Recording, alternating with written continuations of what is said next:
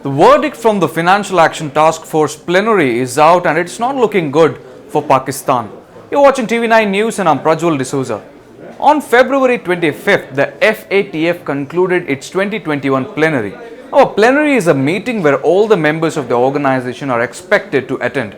It was decided that Pakistan will continue to remain on the grey list at least until June 2021. Now, before I tell you why the FATF decided to keep Pakistan on the grey list, let me explain in brief what the FATF does, what is the grey list, and what happens to a country which is on the grey list. What is FATF? Well, FATF, or the Financial Action Task Force, is a global money laundering and terrorist funding watchdog. It was established in 1989. The FATF's main aim is to prevent money laundering and terrorist funding. The watchdog also recommends obligations and sets up standards to prevent illegal activities. If a country does not comply with the FATF's rules, it will be held accountable. What is the grey list? The official name for FATF's grey list is jurisdictions under increased monitoring. Now, if a country is on the grey list, it will be a warning to the grey listed country to stop financing terror and laundering money. The grey listed countries will also have to follow FATF's rules. Now, which are the countries that are on the grey list? Well, Pakistan is the only country in the grey list which shares a border with India. Now, other than Pakistan, there are 18 other countries on the grey list. Now, some of these countries are Ghana, Burkina Faso, Senegal, Yemen, Uganda, and Syria. Now, what happens to countries that are on the grey list?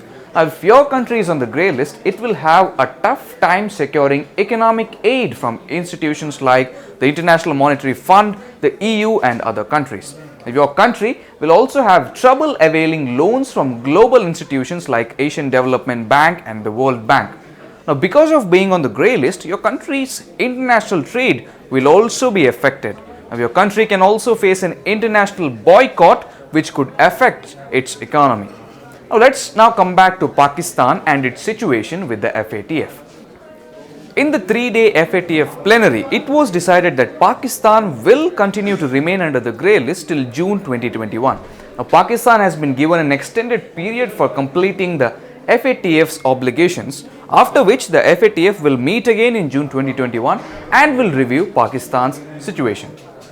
What has happened in the last plenary in 2020? The last FATF plenary was held in 2020. In the last plenary, the FATF had decided to extend the tenure of Pakistan as it had failed to complete its obligations. Now, an extension was also given to Pakistan till February 2021 due to the COVID-19 pandemic. Now, what are the obligations that Pakistan has to complete? Now, when Pakistan was put on the grey list by the FATF in 2018, it was asked to complete the 27 obligations. Now, the obligations were related to funding terror and laundering money.